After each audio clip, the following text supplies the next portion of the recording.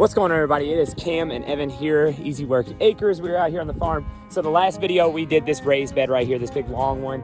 Now we are going to be putting down some wood chip paths in between all of this. So we're going to be laying down some cardboard feed bags, things like that, to try and cover up any leftover grass that the chickens didn't get out for us, and then covering it all with wood chips so that we don't have to deal with weeds and stuff going on and trying to mow and weed eat and stuff in between all of these different raised beds. And we'll probably end up eventually putting some wood chip paths and stuff on this ground bed. We just don't really know what the layout's going to be just yet. So for now, we're just going to be working on the raised beds. Alrighty, so what we're doing here is basically, let me move this cart. We're laying out the feed bags in the cardboard. So these feed bags are just like basically like straight up paper bags. So you don't really want to use any kind of plastic or anything like that. Well, I guess you could roll out plastic. You're not planting here, you're actually just trying to do weed prevention. But we're using something that's a little more biodegradable. But if you do have boxes, bags, anything like that, try to remove any tape or staples or anything that you're not gonna want like coming up, blowing around and everything like that. And a lot of these paper bags that we're putting down, not only are they chicken feed bags, but also bags that people gave me for all these leaves that I filled the raised beds with. So quick and easy way to get all of this. But we're gonna keep laying these bags down and then just backfilling in all this stuff with wood chips before this wind blows it all away on us.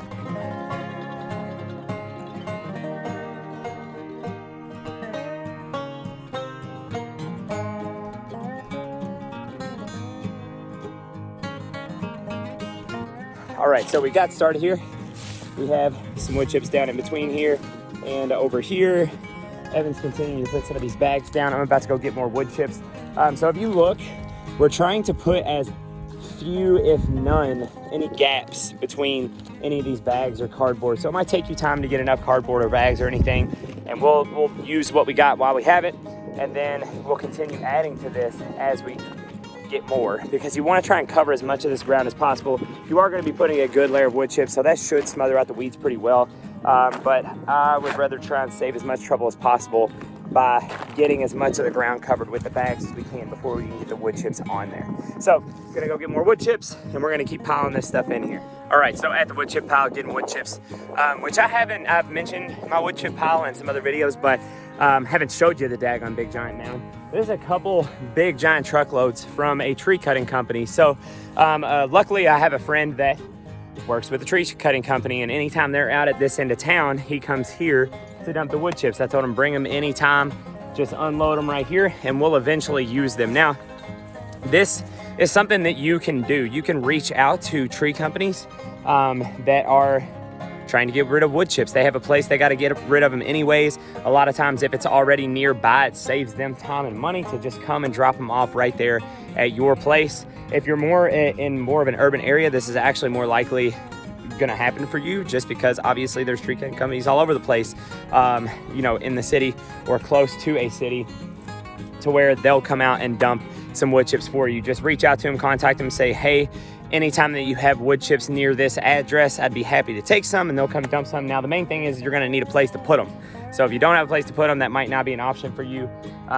Like I said, this is two really large truckloads. You know, if you can handle just one truckload, maybe behind your garage or something like that, that's a possibility for you.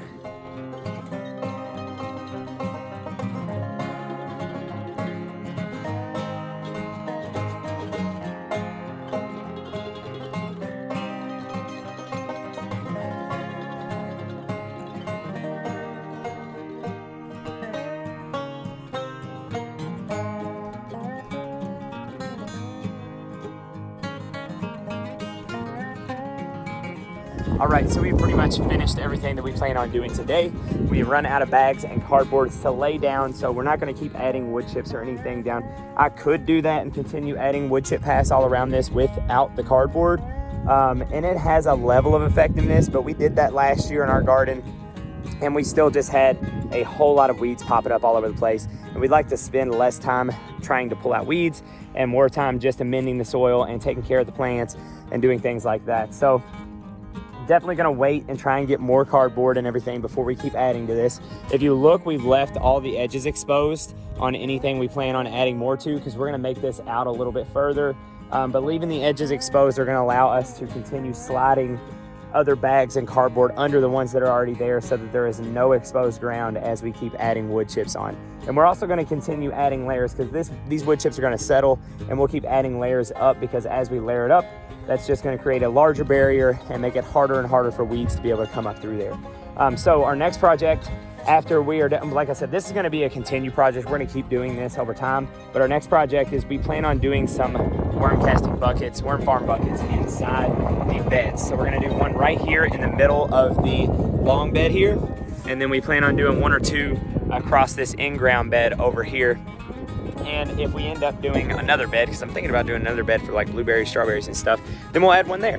But basically that is going to hopefully get some worms to the area, like in a large abundance, to where not only are they aerating our soil and going through all of our garden beds, but we'll have worm castings from those buckets that we'll be able to supplement to our garden beds as we grow next year. So if you are interested in seeing that, definitely check out our next video. I think it's going to be super helpful to our garden. Thank you guys for watching today. Like and subscribe to our channel, and I will see you guys in the next one.